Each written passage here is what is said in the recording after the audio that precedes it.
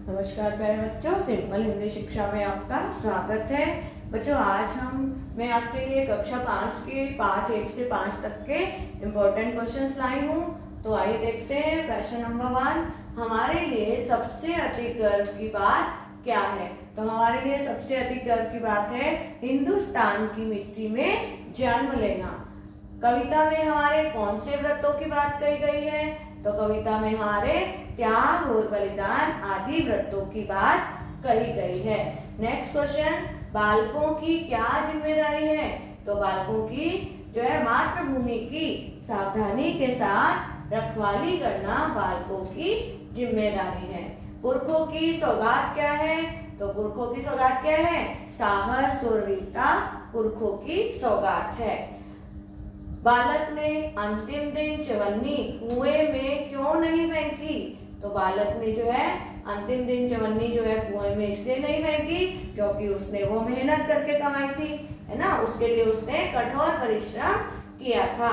Next question, बालक ने 4 आने किस प्रकार कमाए? तो बालक ने 4 आने एक सेठ का सामान उसके घर तक पहुंचाकर कमाए। बेटे के गर्दन, कमर और पैर क्यों दुखने लगे थे? तो बेटे ने पहले कभी भी परिश्रम नहीं किया था, है ना। इसलिए उसने जब सेठ का सामान अपने कंधों पर उठाकर वो अपने उसके घर तक पहुंचाया तो उसके गर्दन, कमर और पैर दुखने लगे। नेक्स्ट क्वेश्चन है, अनुभवी पिता ने पत्नी और बेटी को बाहर क्यों भेजा होगा? तो अनुभवी पिता जो है समझ रहे थे कि बेटा जो है माँ और बहन से पैसे लेकर मुझे दे देता है, इसलिए उन्होंने जो है बेटे को परिश्रम का महत्व सिखाना था, इसलिए उन्होंने अपनी पत्नी और बेटी को बाहर भेज दिया। भोजन बनवाकर मंगवाने के पीछे महात्मा जी का क्या उद्देश्य था? तो भोजन मंगवाकर बनाने के पीछे महात्मा जी का उद्देश्य दोनों भाइयों के क्रोध को शांत करना था। महात्मा जी ने झगड़ा रोकने के लिए दोनों भाइयों को क्या राय दी? महात्मा जी ने झगड़ा रोकने के लिए दोनों भाइयों को कहा कि जिस भूमि के लिए, जिस धरती के लिए तुम झगड़ रहे हो उसी से पूछ लेते हैं कि उसका असली मालिक कौन है। नेक्स्ट क्वेश्चन, महात्मा जी ने दोनों भाइयों को क्या समझाया?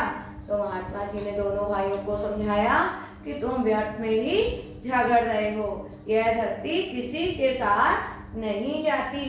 और धरती को जो है बड़े बड़े राजा जो है अपना अपना कहकर खाली हाथ इस संसार से चले गए।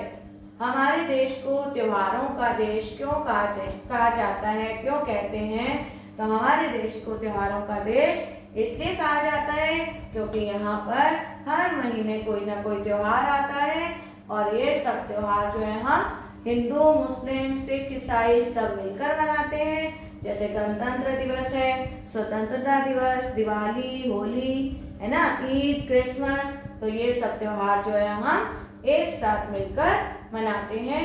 और हमारे देश की पहचान क्या है, विशेषता क्या है? अनेकता में एकता जो है हमारे देश की विशेषता है। आजादी के दिन तिरंगा किस बात की याद दिलाता है? तो आजादी के दिन तिरंगा जो है हमें शहीदों की याद दिलाता है। नेक्स्ट क्वेश्चन है, भाईचारे का संदेश कौन सा त्योहार देता है? तो भाईचारे का संदेश हमें ईद का त्योहार देता है। वीर शहीदों, नेक्स्ट क्वेश्चन, वीर शहीदों की गाथाएं सुनकर मन में क्या भाव उठते हैं? तो वीर शहीदों की गाथाएं सुनकर हमारे मन में देशभक्ति के भाव उठते हैं। वीर शहीदों के लिए हमारे अंदर श्रद्धा का भाव उठता है, जिन्होंने हमें अपना बलिदान देकर अंग्रेजों की गुलामी से आजाद कराया। नेक्स्ट क्वेश्चन, एक राग जिसे वर्षा ऋतु में गाया जाता है उसे क्या कहते हैं? तो जो राग वर्षा ऋतु में गाया जाता है बच्चों उसे हम राग मल्हार कहते हैं। नेक्स्ट क्वेश्चन, देवताओं ने सूझबूझ कैसे दिखाई? तो देवताओं ने जो है आपस में सहयोग करके बिना कोनी मोड़े भोजन करके सूझबूझ दिखाई। शोरगुल कौन कर रहे थे और क्यों कर रहे थे? शोरगुल जो है वो दानव कर रहे थे, क्योंकि जब हमें बिना कोनी मोड़े दानवों और देवताओं को भोजन करना था तो वो खाने को, भोजन को जो है उछाल उछाल कर रहे थे। कभी ऊपर लपकते, कभी वो लड्डू नीचे गिर रहे थे, जिससे कमरा भी गंदा हो रहा था और उनके कपड़े भी गंदे हो रहे थे। इसलिए दानव जो है वो शोरगुल कर रहे थे।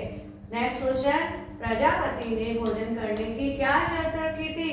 तो प्रजापति ने भोजन करने की शर्त रखी थी कि देवताओं और दानवों को बिना कोहनी मोड़े भोजन करना है।